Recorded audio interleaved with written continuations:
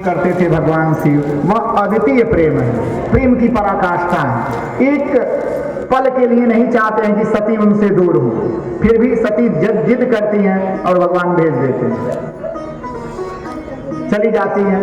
चलते चलते यज्ञ मंडप में पहुंचती हैं। समय यज्ञ का प्रारंभ हुआ है। माता पहुंचती हैं तो चलते ही माता मिल जाती हैं उनकी। माता को प्रणाम करती हैं, गले मिलती हैं। माता बड़ी प्रसन्न होती हैं। माता कहती हैं, बेटी देखो कितनी विडंबना है, चल तू आ तो गई, तेरे पति को इन्होंने बुलाया नहीं है, पता नहीं इनके मन में क्या अहंकार बना हुआ है, मान भी नहीं रहे हैं कुछ भी, मैं भय के मारे कुछ कह भी नहीं रही हूँ। सारी बहनें आई हैं, सब खुश हैं, उनके पति बच्चे सब आए हुए हैं, सब अपने में मस्त हैं, लगी हुई हैं। प्रजापति दक्ष मिलते हैं, दक्ष को प्रणाम करती है माता सती अपने पिता को, तो उन्होंने आशीर्वाद नहीं दिया, टेढ़ी नजर देख के चले गए। माता सती को बड़ा अजीब लगा। फिर उन्होंने मन को बहलाने के लिए कहा कि यज्ञ मंडप बड़ा सुंदर बना है, चलो एक बार देख आती हूँ। तो यज्ञ मंडप देखने के लिए यज्ञ में प्रवेश करती हैं। तो उन्होंने देखा कि सभी देवताओं का भाग रखा हुआ है जगह जगह वहां, पर वहां भगवान शिव का स्थान नहीं था। माता जी ने, आचार्य भृगु जी थे, तो यज्ञ में जो त्रुटि होती है, अगर यजमान सारी व्यवस्था करके दिया है और व्यवस्था में त्रुटि है तो आचार्य या प्रबंधक की त्रुटि है, और अगर यजमान ही यज्ञ में आनाकानी कर रहा है तो यजमान का दोष है, दोष इन्हीं में किसी को है। तो भृगु जी को संबोधित करते हैं कि भृगु, तुम तो इस यज्ञ के यजमान हो, आचार्य हो, मेरे पिता यजमान हैं, और तुमने मेरे पति का भाग नहीं रखा है। कभी सुना है कि बिना शिव के कोई पूजा पूरी हो? ऐसा संभव नहीं है। तुमने ये दुस्साहस कैसे कर दिया? भृगु ने कहा, देखो सती, ये कार्य तुम्हारे पिता का है, तुम्हारे पिता ने जैसा कहा है मैंने वैसा किया है। मैं आचार्य हूं और उन्होंने कहा कि शिव का भाग मत रखना, तो मैंने नहीं रखा है। माता सती ने बहुत डांटा। उन्होंने कहा कि भृगु तुम आचार्य हो, तुम्हारा धर्म है कि उन्हें बताओ, और तुमने नहीं बताया तो इसका दंड तो तुम सबको मिलेगा। परंतु मुझे घृणा हो रही है अपने शरीर से, क्योंकि दक्ष शुक्र संभव यह देही, मेरा यह शरीर मेरे पिता के कारण ही बना है, और इस शरीर, जिस शरीर से मैं अपने पति की सेवा करती हूँ, और उसी शरीर के स्थान पर आने के बाद मेरे पति का अपमान हुआ है, तो धिक्कार है इस शरीर का रखना। मैं अभी अपने प्राण अलग कर दूंगी। बड़ी क्रोधित हुई, कुपित हुई, और कुपित होते हुए भगवती सती वहीं हवन कुंड के पास ही पद्मासन लगा के बैठ गई और ध्यानस्थ हो गई, और ध्यान करते हुए उन्होंने अपने ब्रह्मरंध्र को खोल दिया, सिर का भाग खोल दिया उन्होंने, और अपने प्राण निकाल के बाहर कर दिए। शरीर को छोड़ दिया, प्राण बाहर कर दिया। भगवान विष्णु वहां खड़े थे, डर के मारे कांपते हुए भगवान विष्णु खड़े थे, क्योंकि अनिष्ट होना था, और उस यज्ञ के संरक्षक भगवान विष्णु थे।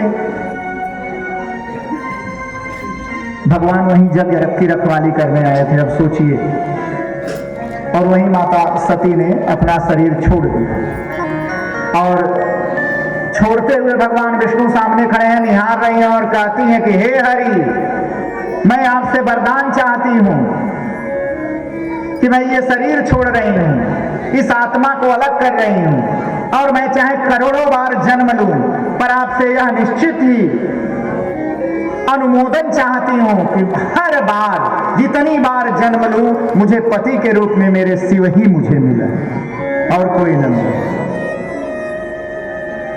ये मांग। भगवान विष्णु गर्दन हिलाते रहे, खड़े रहे। माता सती ने अपना शरीर अलग कर दिया। हाहाकार मच गया यज्ञ में। नंदी को पता लगा, दौड़ के वो 1000 थे आए, उन्होंने यज्ञ विध्वंस करना शुरू कर दिया। यज्ञ की रक्षा में आचार्य थे भृगु जी। भृगु जी ने रक्षोघ्न मंत्रों का वाचन किया, यज्ञ से मलेच्छों का उदय हुआ और मलेच्छों ने भगवान रुद्र के गणों को मारना शुरू कर दिया। दोनों तरफ से लड़ाई हुई, उसमें नंदी को काफी चोट लगा, कई गण घायल हो गए, रक्तस्राव हो गया सबको। अंत में गण सारे वहां से हार के और निकले, दुखी भारी मन से भागते भागते कैलाश पहुंचते हैं। दोपहर के बाद का समय है। कैलाश पहुंचने के बाद भगवान देखते हैं, नंदी से कहते हैं तुम्हारी दुर्गति कैसे हो गई। नंदी सिर झुकाए खड़े हैं भगवान के आगे, कहते हैं कि यह दुर्गति कैसे हुई। नंदी बोल नहीं रहे हैं, कहते हैं तुम्हारी माता कहाँ है, सती कहाँ रह गई। नंदी कहते हैं कि माता जी अब नहीं रही। भगवान शिव ने सुना तो खड़े थे, भगवान बैठ गए, तुरंत रोक नहीं पाए अपने को। भगवान मूर्छित अवस्था में हो गए, गिर गए, बैठ गए भगवान शिव। साड़ी उतर गई। सोचते हैं कि सती ने शरीर छोड़ दिया, बेचैन हो गए। उन्होंने कहा किसने किया, क्या रहा, बताते हैं। इतने क्रोधित हुए भगवान शिव की क्रोधावेश में उन्होंने अपनी जटा खोल के पटक दिया और पटका तो जटा की एक लट टूट गई उसमें से और टूटते ही एक भयानक रूप प्रकट हुआ।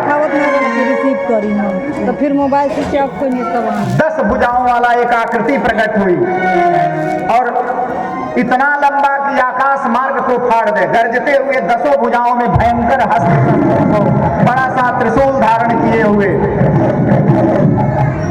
पूछता है कि हे रुद्र, आपने मुझे जन्म दिया है, मैं आपकी ही जटा के टूटने से उत्पन्न हुआ हूं, इसलिए हे स्वामी मैं आपका पुत्र हूं, सेवक हूं, आदेश दो मुझे क्या करना चाहिए। भगवान क्रोध से कांप रहे थे। भगवान ने कहा सीधे यहां से दक्षिण दिशा में चले जाओ और जो यज्ञ मंडप प्राप्त हो उसे नष्ट कर देना।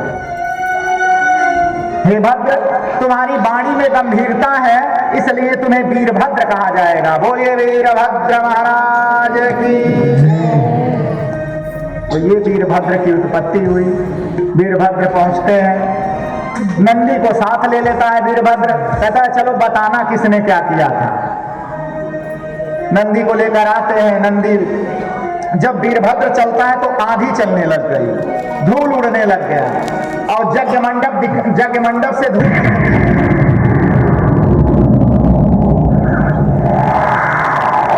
देवता घबरा गए। देवताओं ने कहा कि अरे सभी देवता तो यही है, उपद्रव करने वाले से लेकर और बनाने वाले तक, भगवान विष्णु से लेकर वायु देवता तक, अग्नि से लेकर वरुण तक, मरुद गणों से लेकर पितृगणों तक सब यही है, तो उपद्रव कौन कर रहा है, ये कौन आ रहा है।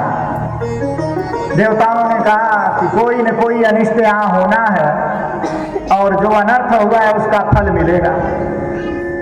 और देखते ही देखते वीरभद्र आ गया। यज्ञ को बचाने के लिए भगवान विष्णु वीरभद्र से लड़ गए। आज एक नहीं भगवान विष्णु की चलती है, सारे अस्त्र शस्त्र व्यर्थ हो रहे हैं भगवान विष्णु के।